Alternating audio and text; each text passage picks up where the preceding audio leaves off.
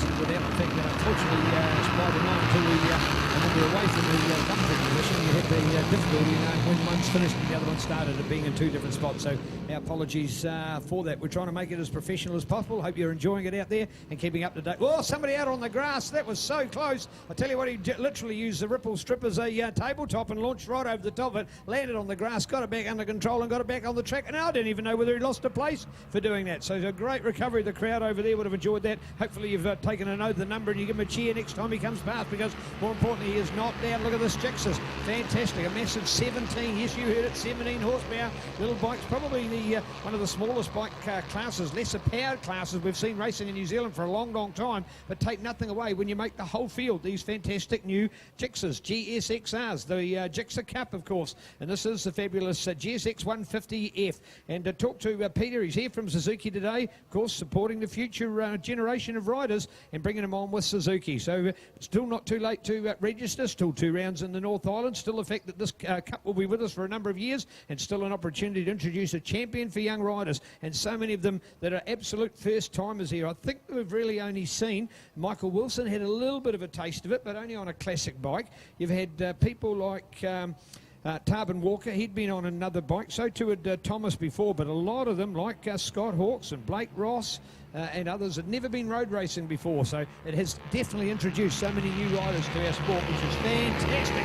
As we look at the bike battle going on through there, 1, 2, 3, 4, 5, and it's a freight train. I was looking for Michael Wilson and Maxim, but I don't think he's there at the moment. So it's Thomas, Tarbin and Blake, and there we go for the bike battle again. This man, Blake Ross, he does not seem to be able to get the best of starts, but I tell you what, he makes up for it in the race, and he does the late pounce, and I'm going to already make a statement that he can get up there to be in the top 2 before the end of this race, though. And just in saying that, he disappears off the top 3 and drops back there at the moment. So Thomas, Tarbin, Blake, here we go. Blake looking for a pounce. There he is. Look at that. See to get the slipstream. See the 3 of them moving along there. They have that great air where you get sucked along. There's a true definition of it. If you, of course, see the Guy Martin episode where he actually is trying to go as fast as he can on a push bike, you'll find out the way that it's done by putting up the having the truck to go in front with the big wall, that it keeps the air away, and as well as the fact that he doesn't have to have a headwind, he also, of course, has the backdraft, and it's the distance that he's back from that. And it's a great film to understand the science behind how you get a slipstream on a motorcycle. So do check it out. I've forgotten the name of that one. It was one of a series that Guy Martin was in. What were the other ones he did? He put a motorbike across the water as well with having a ski on it. That was another one on a great series. So Guy Martin, of course, we love having him on board. He's been with us here in New Zealand a couple of years to the Suzuki series in the cemetery circuit, and of course part of the Burt Munro back in 2016. Now, of course, he's a new father, so a whole new part of life for the great Guy Martin. I'm sure he'll make a fabulous father, man. I mean, it'll be hard to know who's going to be the kid of the household, whether it be Guy or the new baby in the family. Right, from 5th into 2nd in the last lap, the man with the different coloured leather, all Alpine Star leathers, but this is Zach Fuller with the orange on one side and the white on the other side. He went from 5th to 2nd place there, past Tarbin Walker on the 31 bike. He's got a bit of red on the front of his fairing. That was down the front straight. Tarbin's trying to get him back. There's 5 bikes, 3 bike lengths, 2 bike lengths, 6 bike lengths, 4 bike lengths. Then we go back about 15 to double set of bikes there, nose right even, and 5 of them going up. Who's there in 5th place? Try, and what an incredibly tight race. This is what Suzuki wanted to do. This is what we've needed at the New Zealand Superbikes for many years. There's a few people that are not excited about this. Happy mate, you're not sportsmen. It's just entirely good racing and a good group of people there, and they are doing technical checks at a strict regular basis to make sure that everyone is on the even playing field. So action aplenty. There's also the a long series there for what's called the Gixer Cup. We are on the New Zealand Superbike Championships, but there was 3 rounds of the Suzuki Series and 4 rounds of the New Zealand Champion. That's 7 rounds, because not all the riders were eligible to Whanganui. They've said you can drop a round, so there is about $5,000 worth of value at a Suzuki dealership to buy.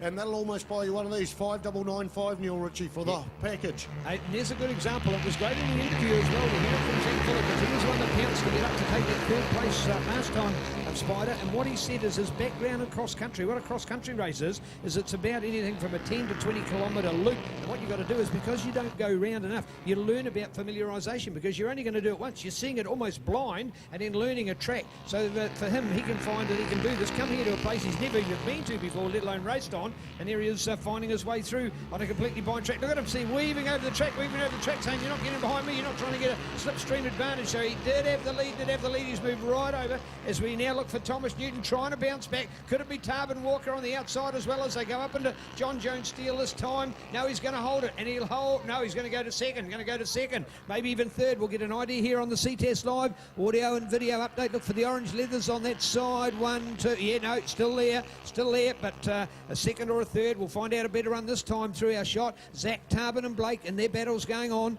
as we look for the update as they come wide in the corner, and there it is with Tarbin. Tarbin Walker's got his way into the front. Oh, Tarbin. So there you go. Tarbin was back to third place. Now he's bounced his way back up there. So look out for Tarbin Walker coming back at them as he looks for the battle. They've come out of the tight hairpin. They run through turn 9. They're coming down here towards the Carter tyre flip top, and look for the update here this time. And here we go for Zach, Tarbin and Thomas. They'll be the three riders. Who's got the advantage? Tarbin, look at that from Thomas. Oh no, that's Zach again. Zach Fuller right around the outside. Oh, Zach's gone around the outside. He dropped into third place. He's gone straight into the lead. Incredible to see as they went across the line, Spider. There was no more than the width of the front wheel between all three of them. Yeah, Tarbin Walker asked me, he said, what am I doing wrong? I was seeing a big rider sit up there in the Castrol. And I said, the only thing I can identify, I can't watch everybody all the time, but you're running around too far around the hairpin and you're making the track longer. I'll tell you what else is he's doing wrong is he went across the start-finish line, he looked over his shoulder. Well, they're all around him. He looked over and saw a bike right beside him, but there was another one on the other side. So it's just, young guys developing the sport, but Tarbin Walker, anybody, you haven't got time. It's so tight to look over your shoulder. You just got to get on with the racing, but that is it. Four bikes go down that straight, out of sight there. Now we look over to the C-Test footage here, and I think Tarbin Walker is in third place. I can identify him. He's not a favourite. Nobody's my favourite in any class, but I can identify him by his colours. That's why I'm calling that. Zach Fuller with those double coloured leathers there in fourth place there, mate. What excellent tight racing. This is the tightest race we've seen in the series so far for the Gixer, and I've watched every minute of every race. We've got a massive crash, well, a bit of a crash there. That is Zach Fuller down there. He's picking up his bike at the hairpin. That's the beauty about having different coloured leathers. They're all Alpine stars, but Zach Fuller has picked his bike up and getting out there. Harry Parker back in about 7th or 8th place. What I did identify earlier is JP Sabrets was the second fastest. They touched. The checkered flag. Oh, they touched. 18,000 to the second.